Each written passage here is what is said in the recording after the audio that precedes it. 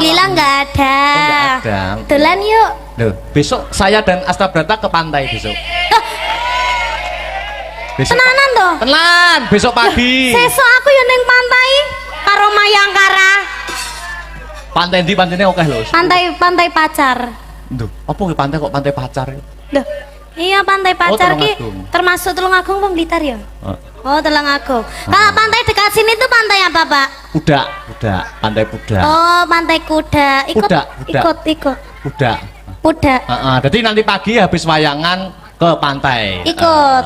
Ikut moga. Ikut. Ruang saku kok luar Iya. biasa. Iki ngene, Dik. Sampean kan seniman yang lagi naik daun. Duduk mono kok gak kesel to? Duduk sing penak to. Duduk sing penak, Dik. Dik, Di pangku. Ya wes di pangku Mas Victor ae nek. Duduk sing penak to, duduk sing penak. Sampean kan seniman yang sudah naik daun. Apa-apa iso campur sari oke, pop yo oke, dangdut apa meneh, ya toh? Heeh.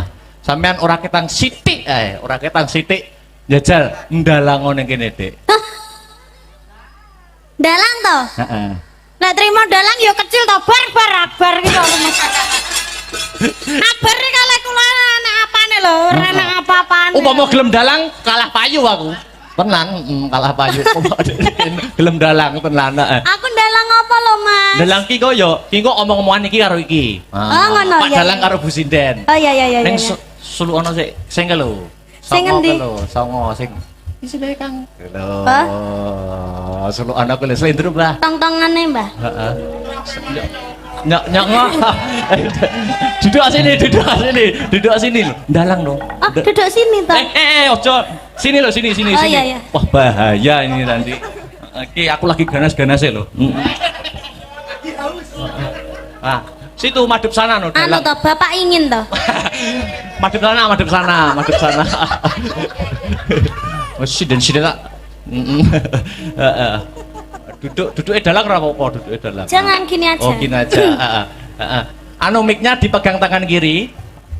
Mic-nya, ini sama gunungannya digerak-gerakkan. Tak dodoki yo. Wah, Dang, yo. Oh.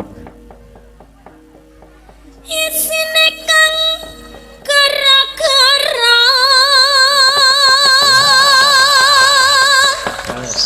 bumi langit gonjang ganjing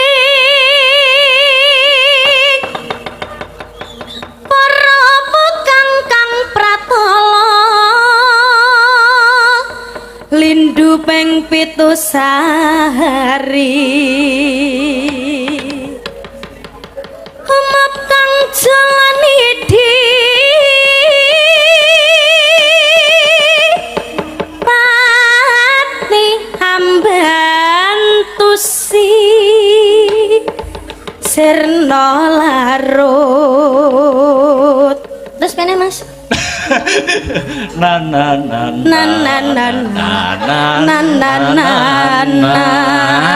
Apik nana-nanamu. nano Ya Sel ya, ki engko sampean dan nyapa tidak nyedit-nyedit barangnya. lah ini lho ben Oh, iya. jejeg Aku tak ngendang, heeh ya toh. Tak Terus? ngendang, engko iringane muni, nek wis iringane muni, engko sampean ngetokne dalang karo sinden iki. Engko iringane mandek lagi omong-omongan. oh ngono Ya. terus aku sing tak tokne apa Iki lho, Pak Dalang karo Bu Sinden. Oh, iya. Iringan sik ngetokne nek iringane mandek sampean omong-omongan. oh iya Sembarang wis bahas apa wis sembarang. Oke. iya Heeh. Kok iku oh iya. anu iki ndek nek anu to Yo tak pasang nih. ayo sik tak nata Iya. orang asu jar Abang daduk. Daduk yang piro ae kowe. ada lampu yang jadi saksi yuk Iya. iki nglunggui bantal kira apa to Ora Mas apa-apa. Yo nyat nggo lungguh ya jalan Heeh. Nggo iki napa itu aja? Ya ngono.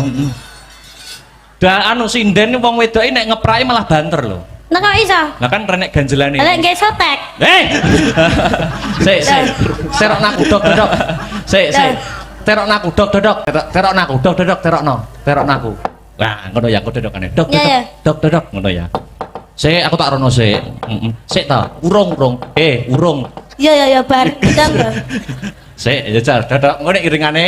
Wis, metu wayang loro, nek wis mandek omongan. Sembarang wis bahas apa. Ya. Iki mike gak mau ngono tak kene susu lho ki engko mike. Jan dadi wong penyumpeng ora iso to bar iki. Dadi penyumpeng iki. Ngagem niki napa niku? Oh.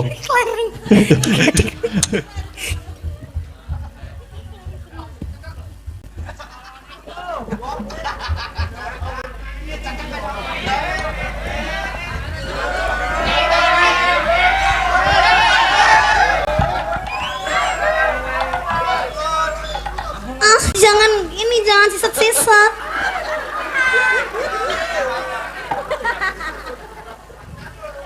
Anu bar njaluk rokokmu sitok ae. Ora oleh ya. Sakmono ya. Anu ki HP ku anak sing telepon ya. Wes. Halo. Sapa? Wes kono ya.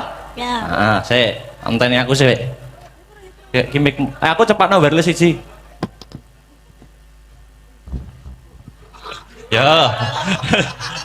Ya, peserta selanjutnya Festival Dalang Bocah dari Kediri yaitu Dek Niken Salindri. Yo, dok. Jajal. Dok. Guys. Ngapa? Anu ki media ki lho sik ta. Apa ya nek dalang kok nge-vlog ki lho terusan. Nek wis dalang madhep debok ki fokus konsentrasi. Ya. Dok. Ngono.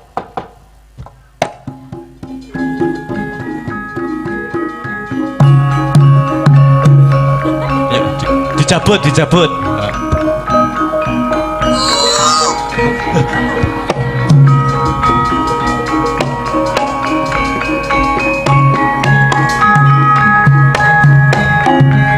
Mas, kula nge-vlog HP-ne ceblok. Apa ya enek to? Wis ngobahne wayang kok bingung golek HP lho. Lah niki lho HP-ne ceblok lah, pripun niki malike lah. Terus kono apa ya enek wong nanggap terus ngobahne wayang kok sik nge-vlog ngono. Heeh. Yo. Dok.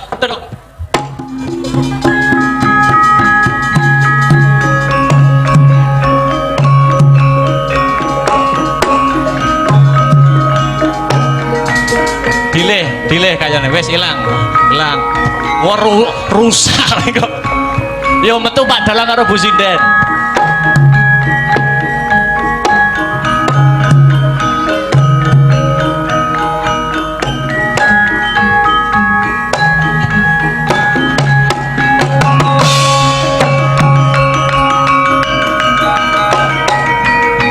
Apa ya? Dalang wis maca dalang kok kukur lakang.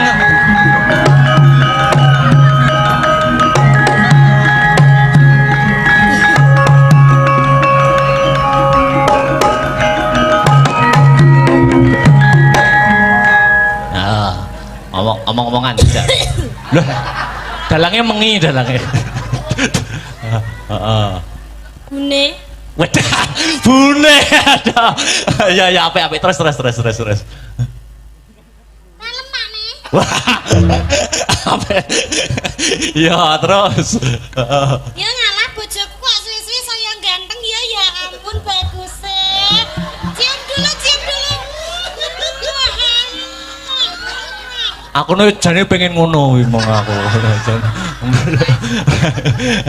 Terus bahas apa di luar panggung bahasa nyejel apa bahas di luar pementasan. Pane apakah sudah makan? Urung bune tulung gawekno kopi. Mangan kok ngopi ya? Lah. Hah? Lah ya kopine digrogoti, Mas. Tak siapne mangsi ya Pakne cium dulu. Wah, wes ya. Wes, terus mangane teko teng. Nah, terus. Makme apa? Ibaratnya makme apa? Iki mangane ngono mik, Mas. Oh. Miknya cilik ya? Miknya cilik. Iki Iki pakne mame. Ah. Oh iya, iya bune. Heeh. Iki petot jane yo ngalah. Wah, didulang no, didulang. Ya ampun. Hei! Ngono kuwi pong piye ta aku lali aku ngono kuwi. Ya ampun, bojoku lek ra didulangke ngene iki lho, nafsunya makan itu berkurang sampai awake kurus kayak ngene iki. Ya ampun.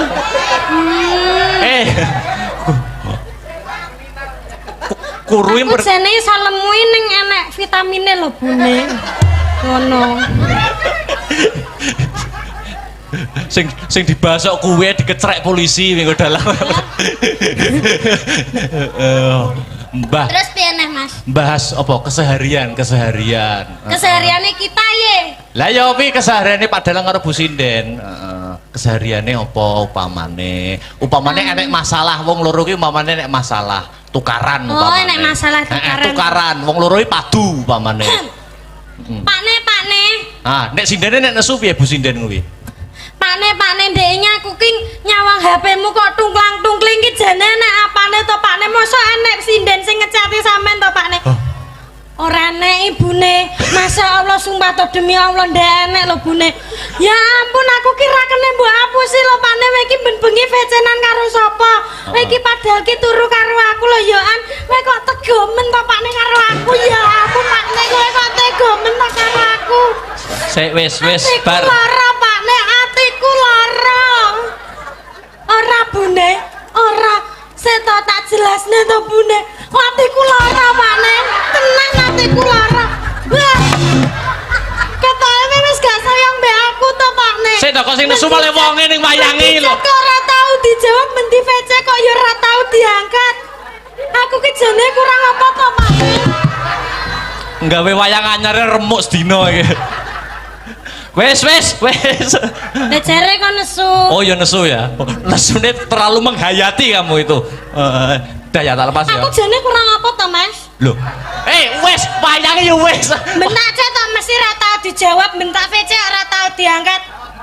Di VC memanggil bareng dicat centang ora jane ngono kuwi iki. Wes. Karo sapa ta? Wayange wis bar kok iso malah kegowo rene iki lho. Wayange wis bar. Wis peserta festival selesai. Wis, kare ngenteni pengumuman. Wis. Aku juara piro? Urung no, pengumumane engko gara-gara. Iki tulung cepet no. Kok iso nesu tenan lho, tak kondalang kok. Jare kisah nyata. Aduh, remuk tangane Pak Dalang, remuk tangane Pak Dalang. Remuk. Duh. Wes. Iya. Nembang dong. Yuk. Apa Dek? Kok sentur-sentur to? Apa? Apa ya? Banyuwanginan piye? Monggo. Gerajakan ya? Iya. Oke. Apa lagu yang lagi viral? Apa? Cinta siapa?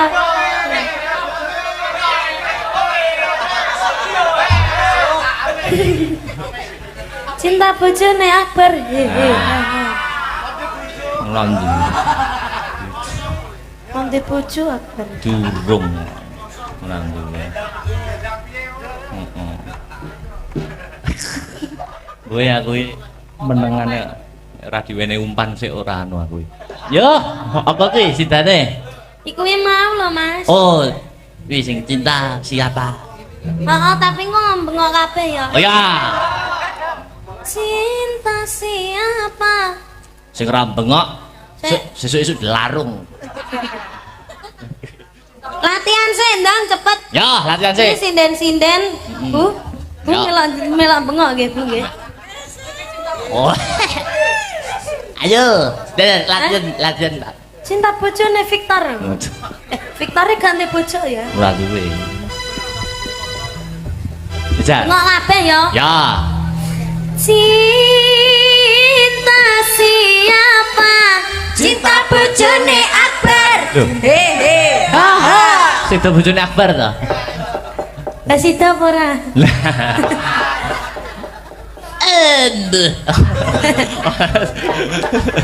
Aku nganyelke. Oke. Iya. Itu aja. Yo. Ya apa terus dulu? Apa, Dek? Iming-iming. Iming-iming. Nek dia omong-omong. Omong-omong. Ya. Yuk, Mas Riz. Ya.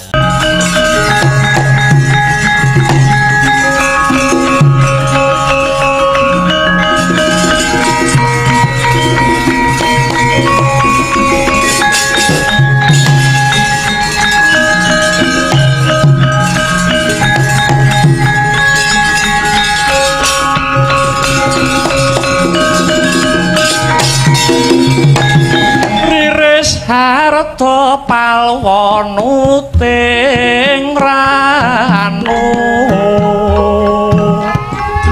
Kesing kesang mirat ini kayut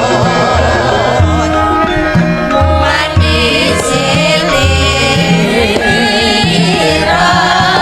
Gusti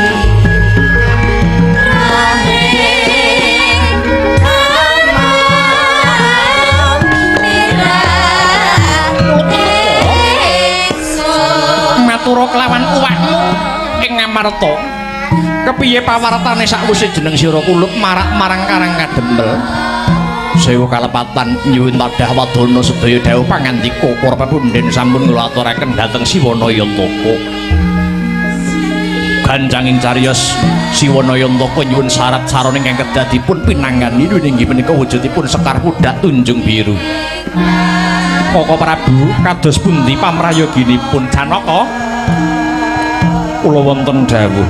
Siadi kang ulina ngayamana hantlasak sajroning wanawasa manjing ana ing Karang Padesan. Upadinen ingkang ingaranan Sekar Pudak Tunjung Biru. Menawi makaten kalilang kula nyuwun pamit Kakang Mas Punta kula nyuwun tandhaing pangestu. Mangsa baranga muga lebeng karya Dimas Harkaca kula wonten dawuh paman.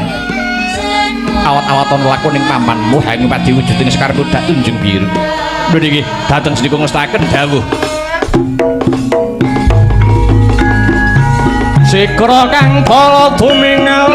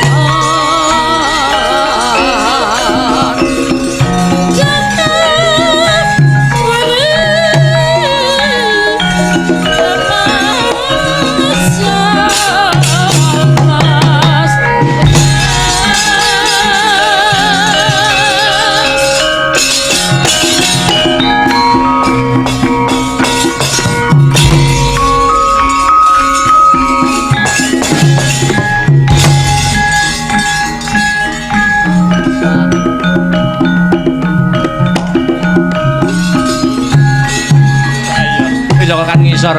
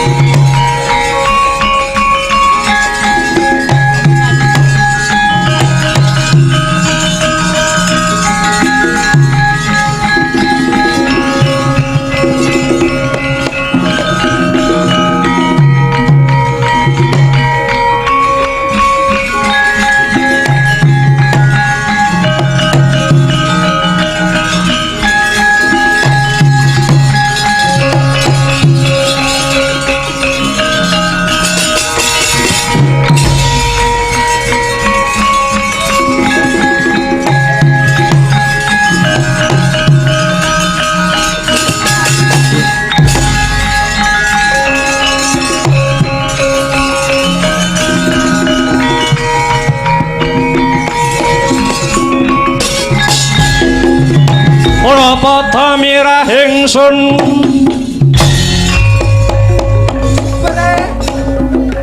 aten mas poku mijil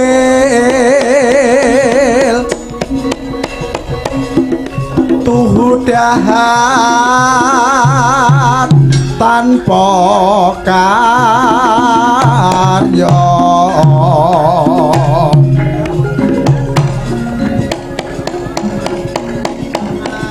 makan Gusti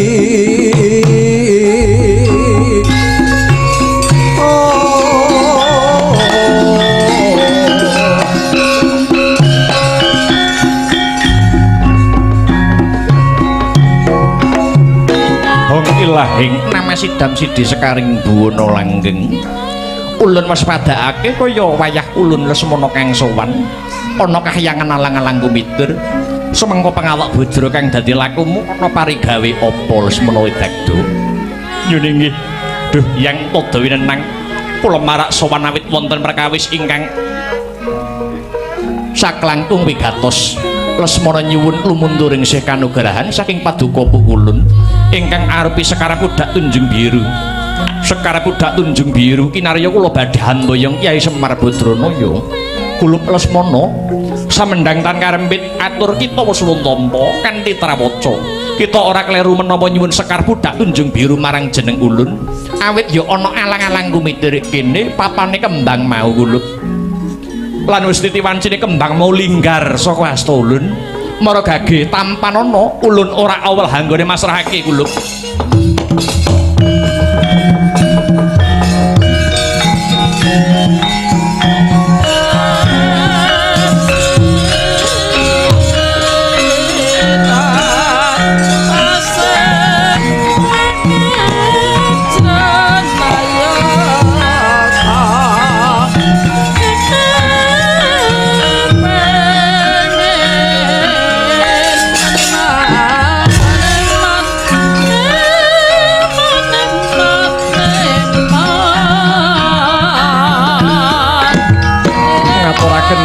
nuwun bukulut ya kula Lesmana tiba sepadha-padha sawise sira sembada ngregem kembang Pudak Tunjung Biru kita aja pegat ing pengati-ati nggih Lesmana ngestakaken dawuh bukulun raning sampun kasembadan panyuwun kula keparenga kula nyuwun pamit badhe wangsul wonten Pancawati ya Lesmana ulun nyangoni Raharja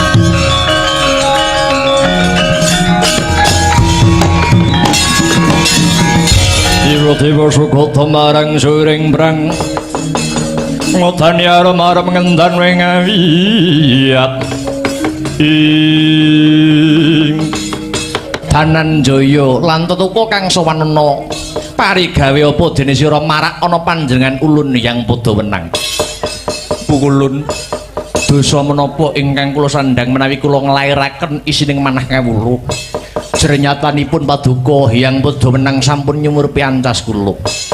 Ulup Janaka nadyan kira ora matur ulun wis mangerteni. Ulun paring dawuh mangkono mung kanggo pambukaning kandha. Harjuna kita sowan marang ulun bakal nyuwun tumedhaking Sekar Pudak Tunjung Biru minangka cehna mboyong marang Semar Badranaya nanging kawruhanana.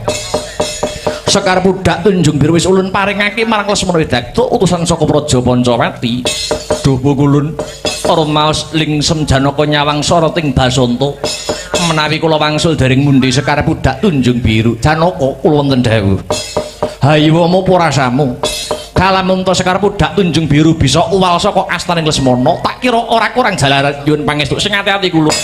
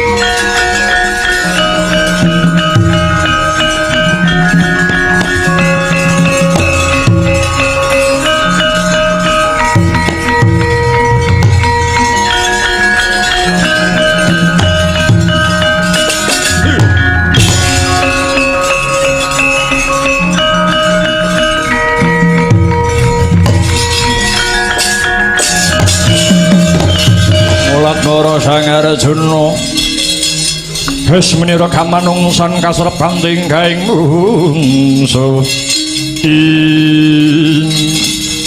ana satriya kang ngendhek sing dadi laku kuwi sapa Panengah Pandhawa Arjuna kekasihku bali kuwi aku Lesmana Widadha saka Praja Pancamati aku abdine Anoman kekasihku duwe karep apa dene nyegat marang lakuku Harjuna apa bener sira Lesmana wis bisa mundi wujuding Sekar Pudak Tunjung Biru ya kapara nyata ora tedeng aling-aling tedeng Sekar Pudak Tunjung Biru pancen wis ndak pundi Janaka yen pancen sira satriya kang ora serakah margake tak jaluk kembange kang sawiji waduh lah kok enak timen njaluk mung kari aba mongko anggonku Hambudidaya sowan aning Hyang Padawenang betek lamun anggonku kepengin mundi Sekar Pudak Tunjung Biru kanggo cih nomboyong Kakang Semar Badranaya yen tak jaluk siji ora kena tak jaluke kabeh kembangi waduh bagus jare kowe ngaku satriya ning kenang apa kok mentro begal ana dalan he Arjuna kepara Anoman duwe sayembara apa sayembaramu lakon kowe ngrebut Sekar Pudak Tunjung Biru yen wis kelakon nglangkai bangkine Anoman tinu iki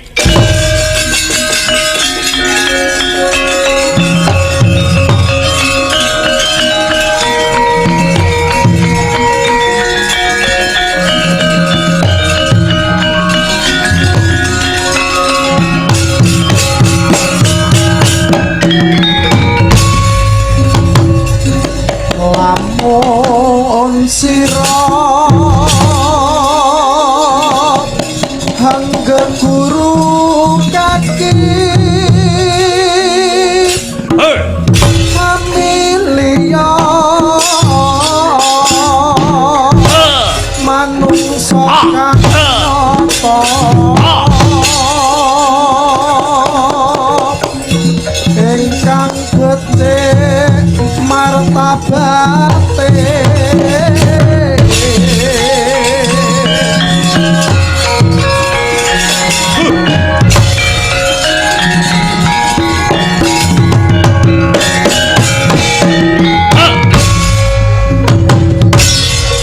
sarta kang ruhing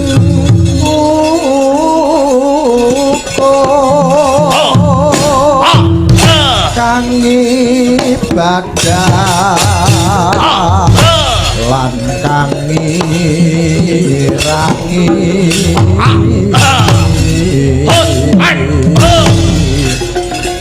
syukur oleh wong tapa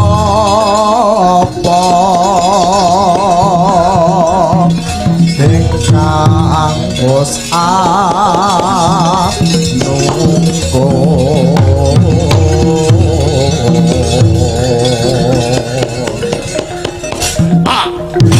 tan pikir paweh ing liyan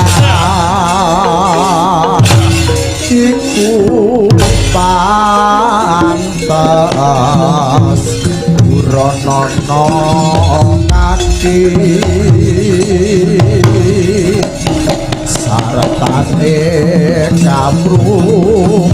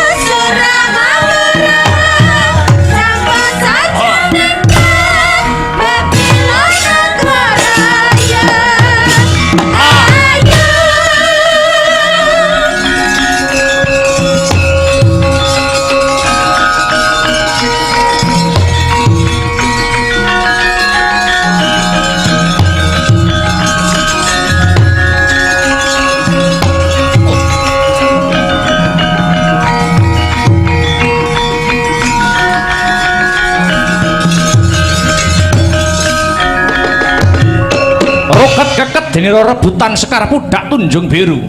Nalika semono kodrating jagat gaweaning para dewa, Sekar binelah dados kalih ingkang den asta Raden Janaka Sekar Pudak Tunjung Biru kang diasta dening Raden Semana amung wujud cangkokipun kang winastan Cangkok Wijayamulya.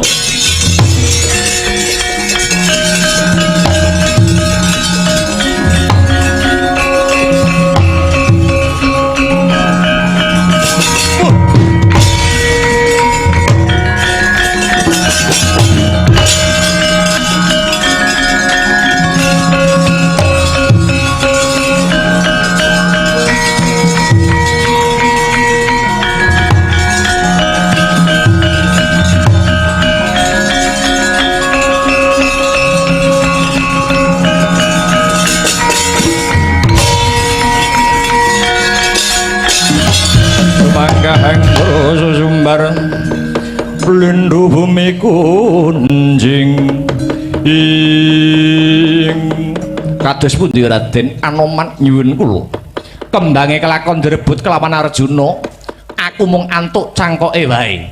Wah ketoke satriya ning patrape kok kaya maling golek kembang ora kasembadan malah begal ana dalan nadyan mung cangkoke ora dadi ngopo. Ayo luwih dhisik bali ana Pancawati Cangkok bakal tak aturake kelawan Kok Prabu Rama. Sumangga kula dherekaken.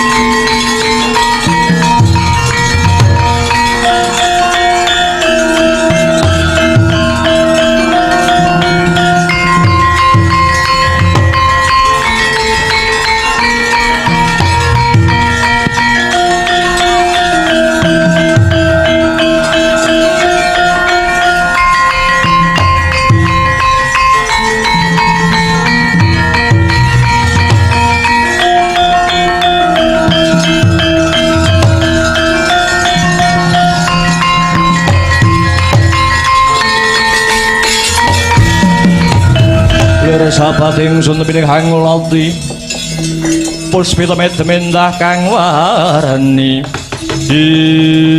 Nyai Janaka kula wonten dawuh piye pawartane apa wis bisa antuk gawe nulinggih Doko Prabu kula sampun kasembadan mujudaken sekar budak tunjung biru namung boten kalian cangkokipun. Kowe entuk nak asil saka olehmu ngrebut to, kula mboten ngrebat. Nanging kula ndadar ketrimane gesang kula. Ya, ya yen pancen kowe mangkono, nadyan mung kembange ora dadi ngopo, malah ayo tak kanthi jumujuk tumuju karang kadempel babar pisan nganti Yayi Prabu Puntadewa minangka cehna mboyong Kakang Semar sumangga kula dherekaken Prabu.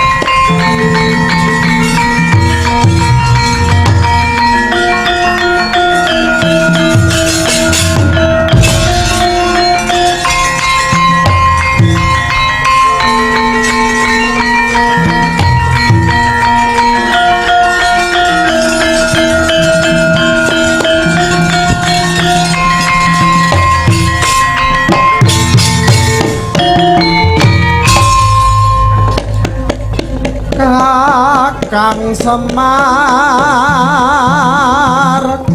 nyuwun sekar tunjung biru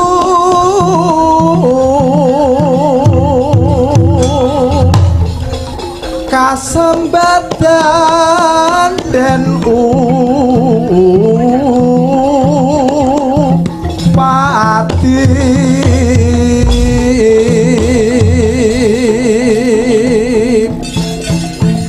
hananging sekar den rabut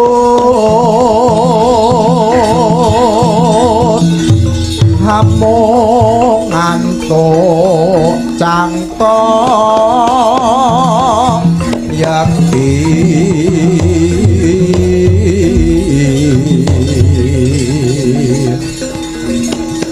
Sang Arjuna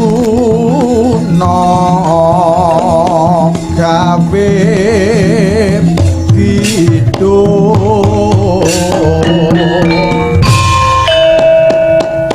murang tetep yen Arjuna gawe isin nantang Prabu Rama tak kanthi ing nuswa Jawi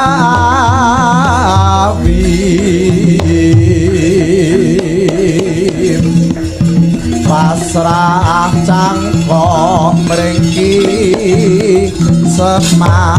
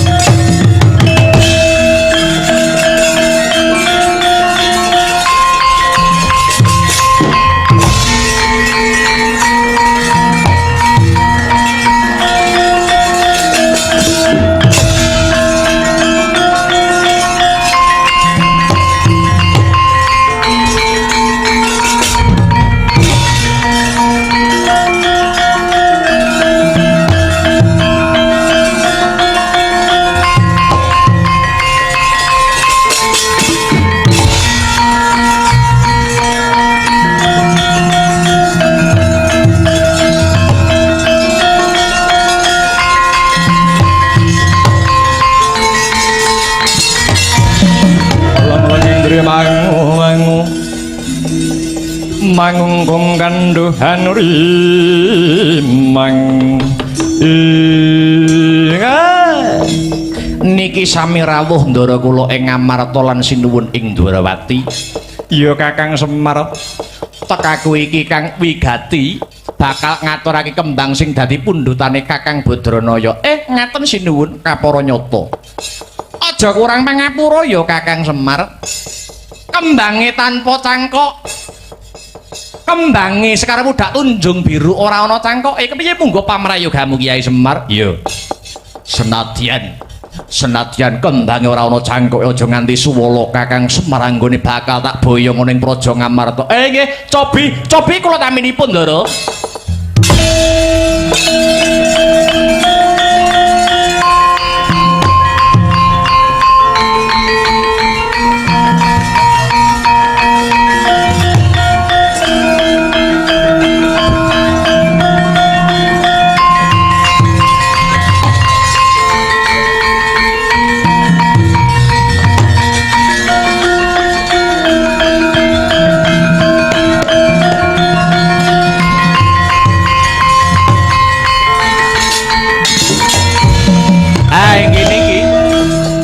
Kembang Pudak Tunjung Biru ingkang kula tampi. Iya Kakang.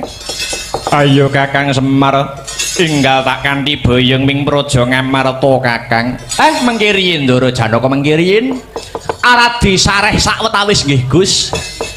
Nika dampyak sinten nika?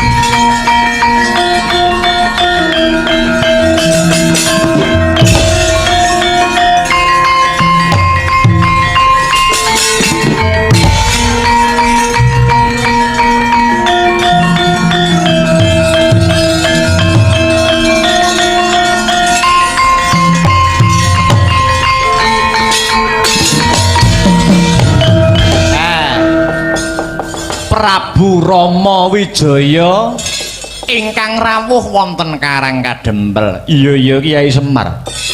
Ingsun Kang Prapta ana kene kelawan kadangku Lesmana. Kang wigati bakal ngaturke pundhutane Kakang Semar yaiku Sekar Pudak Tunjung Biru.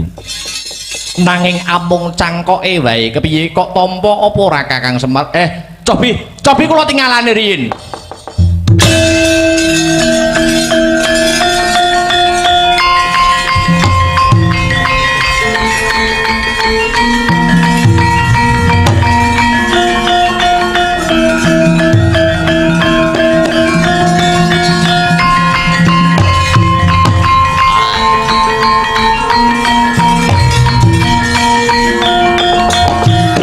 Yo, kagatokaken wujuding Sekar Pudak Tunjung Biru dalasan Cangkok Wijaya Mulya.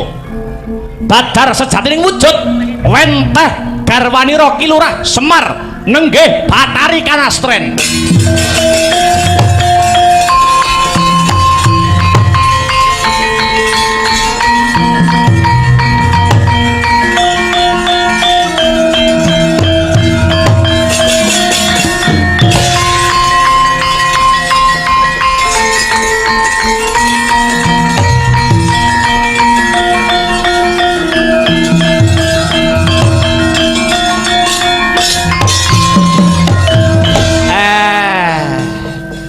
Cacah to iki. Inggih Kyai. Kula ingkang sampun wangsul punten dalem sewu. Kula ingkang dados Sekar Pudak Tunjung Biru mewah Cangkok Wijaya Mulya kala wau. Kowe bubar saka ngendi, Dren? Kula bibar saking Hyang Pada Wenang. Perlumu apa sowan mrana? Namung nyuwun pitedah dhateng Hyang Pada Wenang kula kedah momong sinten. Oh ngono. Nggih. Terus kowe nggawa amanah apa saka Hyang Padamenang? Mekaten Kiai, dawuh ingkang kula tampi paduka kalian kula kedah momong dumateng para Pandhawa. Sebab apa ora momong marang Prabu Rama? Awit sampun liwanci gumantos sing kawontenan.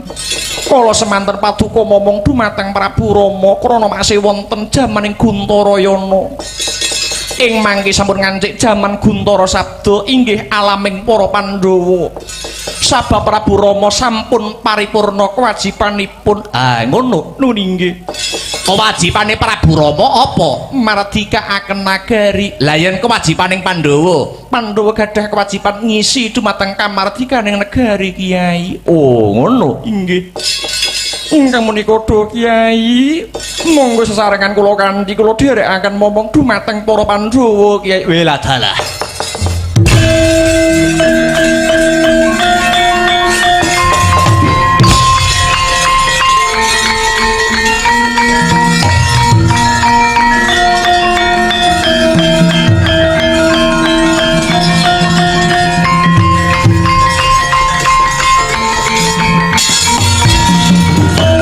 Kiai Semar, kula sinuwun. Nggih.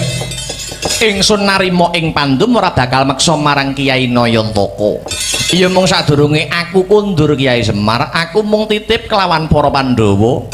Tetep terusno lelabuhanku. Kejaba saka iku, aku kepengin ketemu adu arep catur nitra kelawan Prabu Kresna. Monggo kula sumanggaaken catur nitra kelawan Prabu Kresna. Prabu Kresna apa sang Prabu Rama? Ayo metu sedhela. Ya, Paragudara. Piye? Aku tak njagongi Prabu Rama sedhela ya. Kae rantak-rantak ana dayohe Kurawa. Mung tamune Paragudara.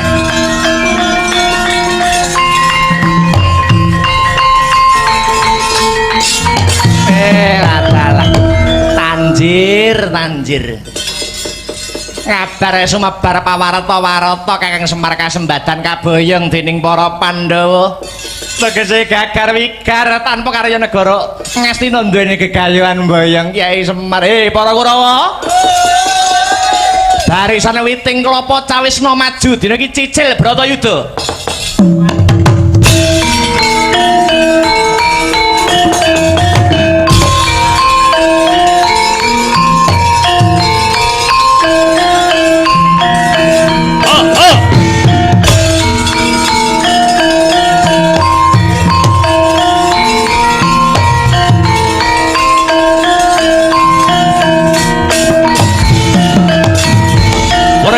Swata mobok tak jaluk Kiai Semar ndaluk kasempatan Kiai Semar bisa ngelangkai banggine Werkudara rangsang Balamarti. Yo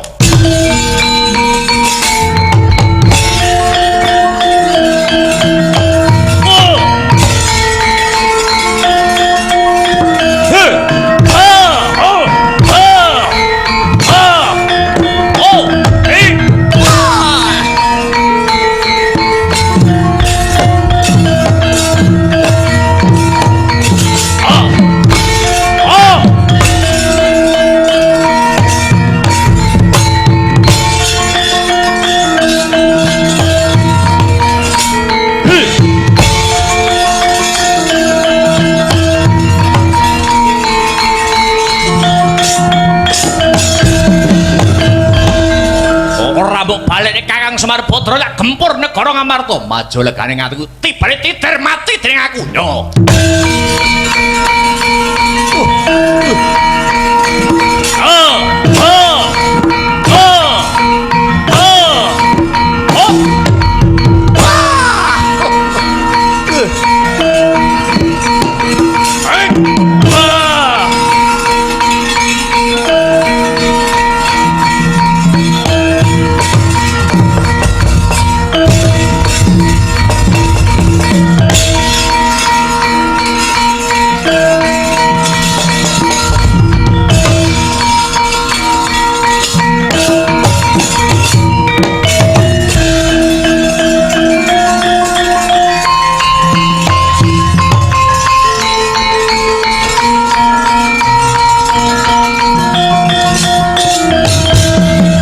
Kala rupa saking Gudha Sagara kula yen taname tusa sang Sri ing ana wigati apa Sang Prabu Rama dene miji marang aku kene metu saka dalem Karang Kadempel. iya Sang Prabu Mulane Sang Prabu ndak kanthi miyos ana njaba aku mung bakal nyuwun pirsa. Mundhut pirsa babagan apa Prabu Rama? Apa kepara bener Prabu Kresna nganti dina iki isih dadi kekandanganing pukulan Bathara Wisnu? Yen pancen ora kleru pancen kaya mangkono. Pancen kaya mangkono kahanane Prabu Rama. Nganti tekan dina iki aku isih dadi titising Sang Hyang Wisnu. Yen pancen bener-bener panjenenganmu titis Sang Hyang Wisnu mara gage aku bakal arep takon babagan apa Prabu Rama? Bathara Wisnu tumurun ana Madyapada kuwi manitis kaping pira lan menyang sapa wae Prabu Kresna? Prabu Rama piye? Sang Hyang Wisnu mono manitis marang Madyapada rambah kaping 7. Angka 1 manitis marang Begawan Wisnungkara ya Begawan Kresnengkara pujanggane Prabu Danapati. Angka 2 marang Ratu Maespati Prabu Arjuna Sasrabau. Dene angka 3 marang jeneng para Prabu Rama Wijaya, kaping 4 marang jeneng ingsun. Besok rambah kaping 5 Yang Wisnu manitis marang Nalendra ing Kadiri ya mamenang Prabu Jayabaya. Rambah kaping 6 marang Ratu ing Malawapati Prabu Angling Darma. Genepe kaping 7 marang Ratu Majapahit Prabu Brawijaya. Mangkono surasane tulis kang wis ndak kawruhi Prabu Rama. Bener apa luput ndak wangsulake marang Prabu Rama anggone bakal mangsuli apa kang dadi kandhaku Prabu Rama.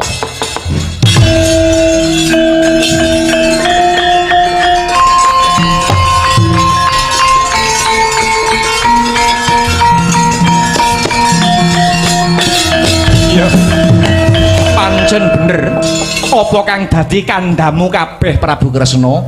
Yen mangkono jeneng ingsun wis bisa nitik marang sapa kang dadi kekandanganku nanging aja saiki Prabu Kresna. Lho lha besok kapan? Ngentenono besok lamun ana wanara kang ulese abang Prapteng Praja Ngamarta mongko bakal nglamar Wara Drupadi garwane Puntadewa. Ing kono dadi pancatan ingsun bakal manitis marang jeneng para tak enteni Sang Prabu Rama. Astabrata